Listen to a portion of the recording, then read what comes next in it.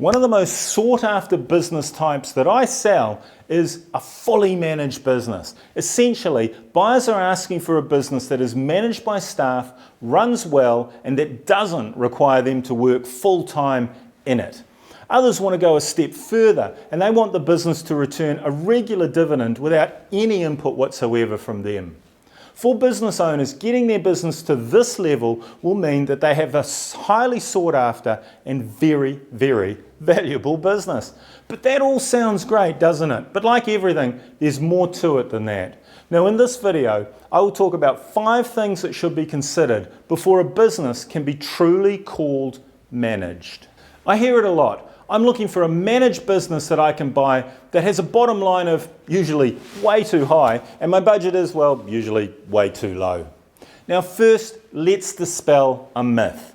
There is almost no such thing as a passive private business investment. Now even shares in public companies, arguably passive, require investors to keep an eye on performance, pay management fees and accept relatively much lower returns. Now the words passive investment and high returns should set alarm bells off and see any investor running for the hills. Every business needs an owner's input and oversight to some degree. Full stop, end of sentence. Now back in reality, below passive investment utopia, but above the full-time working owner-operated businesses that are the vast majority that we sell, there is a small band of businesses that, to varying degrees, enable an owner to remove themselves from the day-to-day running of that business, and those we might call managed business. And in a nutshell, that removal from the day-to-day is what differentiates a managed business from the rest.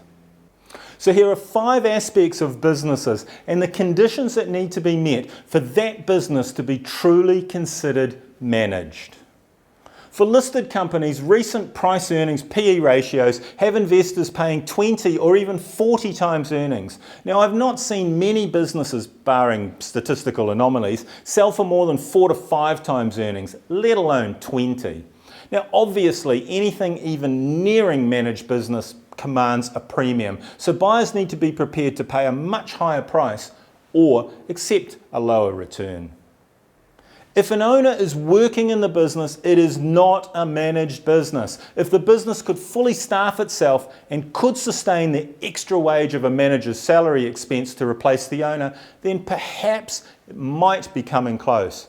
But this will have an impact on price earnings value ratios and the subsequent value of the business. But be aware, extra staffing costs equivalent to replacing an owner's time in the business probably will not replace the owner's skills and involvement. The cheapest test to see if the business is actually managed is for the owner to take a 3 or 4 week holiday and then count how many times were they contacted. When they came back, see if it's the way they left it. Could they immediately leave that business again for another few weeks? Will it make money in the meantime? Will it still be there when they get back? Just about every reasonably sized business could do with more governance, but managed businesses cannot do without it. The business must have systems in place to allow the absent owner to know what's going on and to direct the business forward without actually being there. If it is not going forward without the owner working on it, it is not a managed business. At best, you might even call it a, well, mismanaged business. Needless to say, an excellent manager to implement and drive the business, channel information, and implement owner's strategy goes part and parcel with a managed business. And that manager should already be in place and part of the staff roster.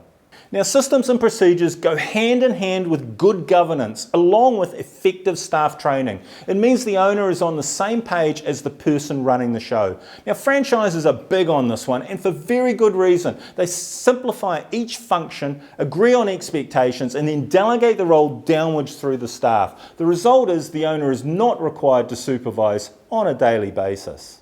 Unfortunately, there is no escaping it. People who Owned businesses work way more than a 40-hour week when the chips are down. When times are tough, an owner will have to front up and muck in until the business is back on an even keel. The smaller a business is, the more fragile it is, and the harder it is to pull an owner away from the day-to-day operations. However, if an owner has achieved the ability to be absent, be aware that in times of crisis, the business might pull the owner back in, and the longer the owner is out, the harder it is, obviously, for them to go back in. It is a shame some people do enter business ownership looking for a business that they do not need to be fully immersed in. Now, in some ways, it kind of defeats the purpose and standout characteristic of a successful business ownership. Now, if you do not want to take risks or get involved, probably stay on a salary. If you do have the appetite or want to tip your toes into business ownership, be realistic. There are some great businesses out there to buy. But most businesses need their owner's input and commitment to grow. And even businesses where an owner is not there every day, they need direction and drive, and sometimes even a little bit more. Now, having said all of that, if you can pull it off and achieve an almost fully managed business, you have something very, very valuable, and we should definitely talk. I would love to sell that business for you.